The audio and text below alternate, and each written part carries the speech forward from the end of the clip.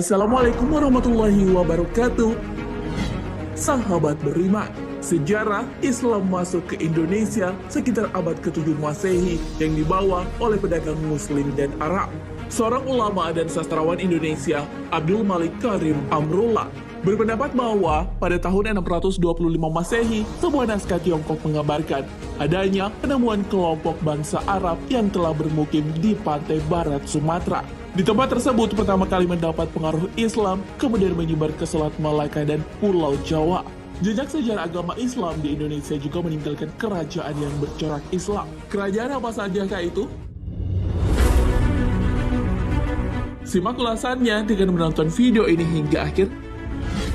Tapi sebelum lanjut, jangan lupa klik subscribe, like, dan lonceng notifikasi untuk mendukung channel ini agar terus menyiarkan syiar Islam. Masjid Demak. Salah satu masjid paling tua di Indonesia adalah Masjid Demak. Masjid ini merupakan peninggalan kerajaan Islam di Indonesia. Warga setempat percaya Masjid Demak pernah menjadi tempat berkumpulnya para wali atau lebih dikenal Wali Songo yang menyebarkan agama Islam di Pulau Jawa.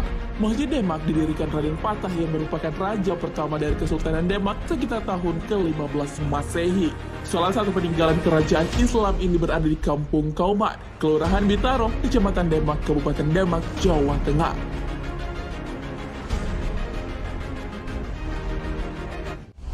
Masjid Gede Kauman. Masjid Gede Kauman, Keraton Ngayogyakarta Hadiningrat, adalah masjid raya dari Kesultanan Yogyakarta. Masjid ini dibangun pada 27 Mei 1773 Masehi atau Rabiul Akhir 1187 Hijriah. Masjid yang berlokasi di sebelah barat Keraton Yogyakarta merupakan masjid paling besar yang ada di Yogyakarta. Masjid ini didirikan oleh Sri Sultan Hamengkubuwono I bersama dengan Kiai Fakih Ibrahim Diponingrat yang merupakan penghulu keraton Yogyakarta pertama. Arsitek pembangunan masjid ini oleh Kiai Wiryo Kusumo. Sri Sultan Hamengkubuwono I merupakan pendiri sekaligus raja pertama Kesultanan Yogyakarta.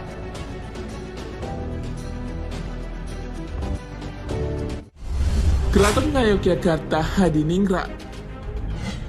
Masih di Yogyakarta, Keraton Ngayogyakarta Hadiningrat merupakan istana Kesultanan Ngayogyakarta Hadiningrat. Kesultanan ini secara resmi menjadi bagian dari Republik Indonesia pada tahun 1950. Sultan Hamengkubuwono I beberapa bulan setelah perjanjian Giyanti pada tahun 1755 membangun kerajaan ini. Menurut cerita, warga setempat Keraton Ngayogyakarta Hadiningrat adalah bekas dari sebuah pasanggrahan yang memiliki nama Garijitawati. Pasanggrahan Garijitawati digunakan untuk istirahat dan iring-iringan jenazah raja-raja dari Kesultanan Mataram yang akan dimakamkan di kompleks pemakaman Imogiri. Versi lain mengatakan bahwa lokasi dari keraton ini adalah sebuah mata air yang bernama Umbul Pacetokan yang terletak di tengah hutan beringin.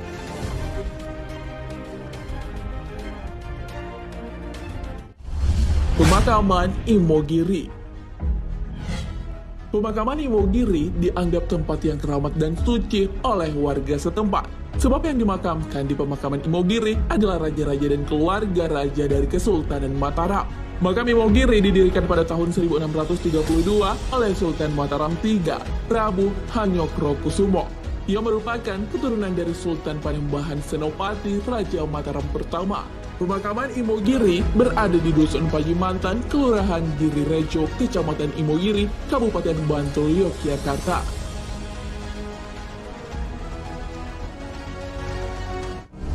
Masjid Ampel. Masjid kuno ini berada di Kelurahan Ampel, Kecamatan Semampir, Kota Surabaya, Jawa Timur. Masjid yang memiliki luas 120 kali 160 meter ini dibangun pada tahun 1421 Masehi. Masjid Ampel didirikan oleh Sunan Ampel. Di dekat masjid ini juga terdapat makam Sunan Ampel. Kini Masjid Ampel menjadi salah satu objek wisata religi di kota Surabaya. Di sekitar bangunan juga terdapat arsitektur Tiongkok dan Arab. Keraton Surosowa. Keraton Sorosoan juga menjadi salah satu peninggalan kerajaan Islam di Indonesia. Bangunan yang didirikan sekitar tahun 1522 hingga 1526 berada di keraton di daerah Banten. Peninggalan kerajaan Islam didirikan pada masa kekuasaan Sultan Maulana Hasanuddin yang kemudian dikenal sebagai pendiri dari Kesultanan Banten. Seorang arsitektur asal Belanda bernama Hendrik Lucas Kardel membangun dinding berupa benteng setinggi 2 meter dengan lebar 5 meter untuk meminimalisasi serangan Belanda yang pernah menyerang keraton. Atas jasanya, ia diberi nama Pangeran Wiraguna yang kemudian memeluk agama Islam.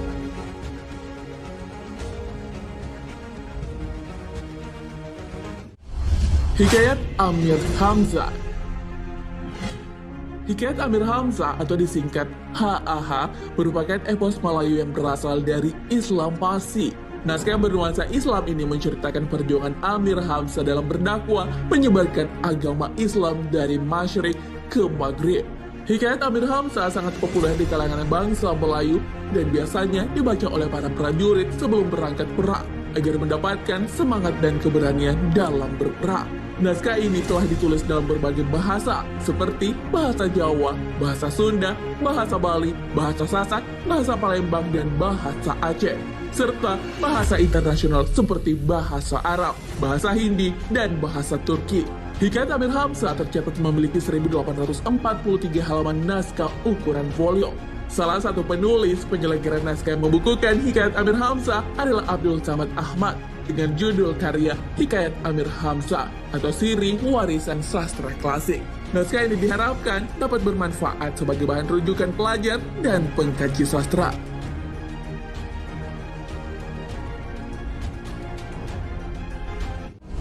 Hikayat Hang Tuah. Karya sastra Melayu mengisahkan tentang Hang Tuah yang merupakan sosok yang masyhur pada zaman Kesultanan Melaka. Meski dari kalangan bawah, beliau adalah seorang pahlawan legenda berbangsa Melayu. Karena kehebatannya, Hang Tuah bersama sahabatnya, Hang Jebat, Hang Kasturi, Hang Lekir, dan Hang Lekiu dipanggil untuk bekerja di istana.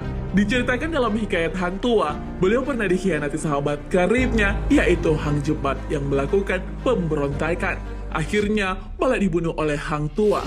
Atas keberaniannya Hang Tuah amat dikasihi oleh Sri Sultan dan akhirnya menjadi sorotan duta dan mewakili negaranya dalam segala hal.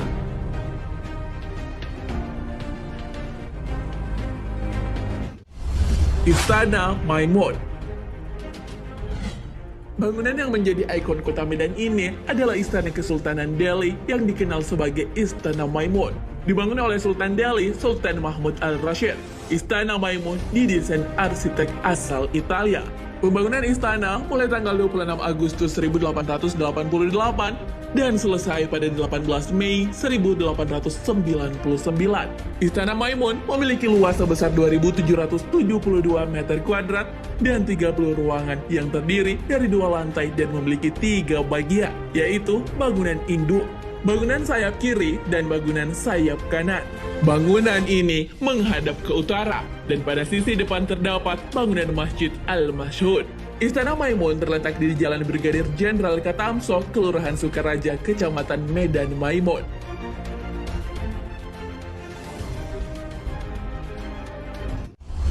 Masjid Raya Baitur Rahman. Masjid Raya Baitur Rahman adalah sebuah bangunan masjid dari Kesultanan Aceh yang didirikan oleh Sultan Iskandar Muda, mahkota alam pada abad 1022 Hijriah atau 1612 Masehi. Bangunan ini mirip Taj Mahal di India. Masjid Raya Baitur Rahman berada di kota Banda Aceh dan menjadi titik pusat dari segala kegiatan yang ada di Aceh Darussalam. Sewaktu negara Belanda menyerang Kesultanan Aceh pada agresi yang dilakukan tentara Belanda pada bulan Safar 1290 Hijriah atau 10 April 1873 Masehi, Masjid Raya Baitur Rahman dibakar oleh tentara Belanda. Pada tahun 1877, Belanda mendirikan kembali Masjid Raya Baitur Rahman untuk menarik simpati masyarakat Aceh dan meredam kemarahan dari bangsa Aceh. Pada masa itu, Kesultanan Aceh masih berada di bawah kekuasaan Sultan Muhammad Daud Shah Johan Berdaulat yang adalah Sultan Aceh paling akhir. Sahabat beriman, itulah 10 bukti peninggalan kerajaan Islam di Indonesia. Yang dimaksud kerajaan bercorak Islam adalah raja dan mayoritas penduduknya beragama Islam. Wallahu a'lam bishawab. Jangan lupa berbagi informasi dengan share video ini, karena sebaik-baik manusia adalah yang paling bermanfaat bagi manusia. Wassalamualaikum warahmatullahi wabarakatuh.